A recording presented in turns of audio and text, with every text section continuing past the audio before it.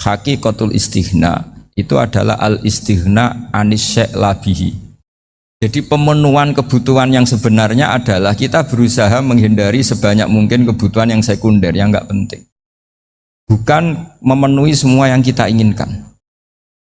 Jadi misalnya begini ya, kalau kita lapar, itu keinginan kita itu makan enak apa asal makan? Tentu jawabannya asal makan yang sehat.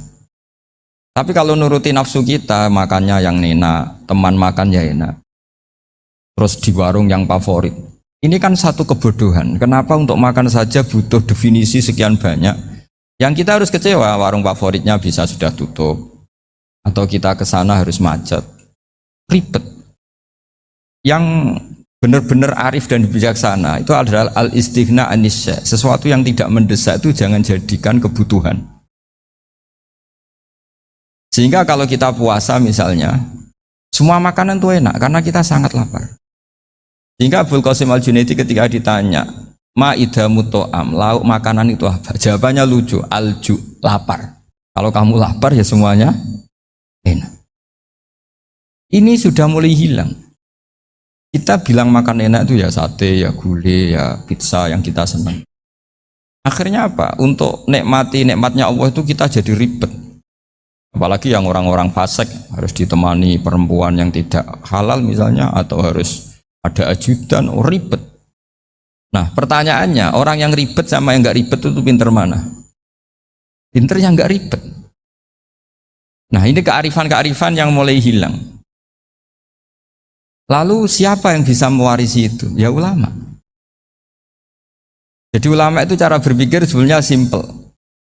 Makanya mereka sering kalau tahajud itu, di antara makalah Sayyidina Ali paling terkenal dan yang menjadikan beliau punya derajat yang luar biasa itu adalah kafani izzan antakuna li robban wa kafani fakhron an akuna laka abdan. Ya Allah, saya ini sudah begitu mulia, begitu terhormat dan sangat-sangat terhormat karena yang menjadi Tuhan itu Engkau.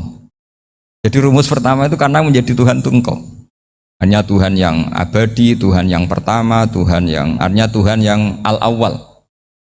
Coba ya Allah, kalau saya ini punya Tuhan Fir'aun, punya Tuhan mati jadi tontonan lagi, itu kerennya di mana coba?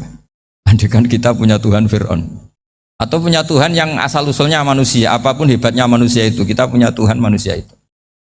Tuhan yang lapar, yang kalau nggak makan mungkin pingsan, mungkin bisa kena COVID, nanti Tuhannya diisolasi, kayak apa?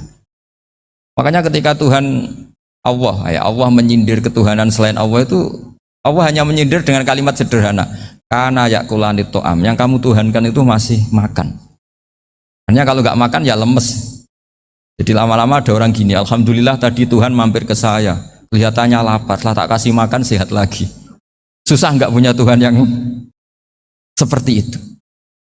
Beda dengan Tuhan kita, Tuhan yang nggak butuh makan, nggak butuh minum, al-qayyum, zat yang berdiri sendiri tanpa butuh yang lain, al-awwal. Sebelum ada langit bumi sudah ada Tuhan kita yaitu Allah. Bandingkan dengan Tuhan-Tuhan yang dipertuhan yang lain, yang adanya setelah bumi, misalnya Fir'aun dan sebagainya. Sehingga Sayyidina Ali pertama jadi kebanggaan apa? Kafani izzan antakuna li robban. Saya ini keren betul, karena punya Tuhan yaitu Engkau. Tuhan yang lahul asma'ul husna, Tuhan yang semuanya punya kebaikan, punya keabadian, punya keagungan. Terus wa kafani fakhron an akuna laka abdan, dan saya bangga sekali karena saya menjadi hambamu. Kalau saya jadi hambanya Pak Rektor ribet kan, sudah tak hormati ternyata nanti tidak rektor, ya kan ribet kan. Terus pokoknya ribet, jadi budaknya manusia itu ribet. Makanya ada seorang wali datang ke temannya yang jadi presiden atau jadi raja, datang ke situ karena tidak punya uang, mau minta uang karena temannya raja. Setelah sampai sana ternyata temannya ini karena orang soleh pas berdoa, ya Allah saya minta ini, minta ini, minta ini. Terus si wali tadi pulang. Kenapa kamu pulang? Ternyata dia sama, masih minta-minta kayak saya. Jadi sederhana dia. Sama-sama minta kamu, minta zat yang kamu mintain katanya. Jadi dulu itu orang itu sebegitu dekat dengan Allah.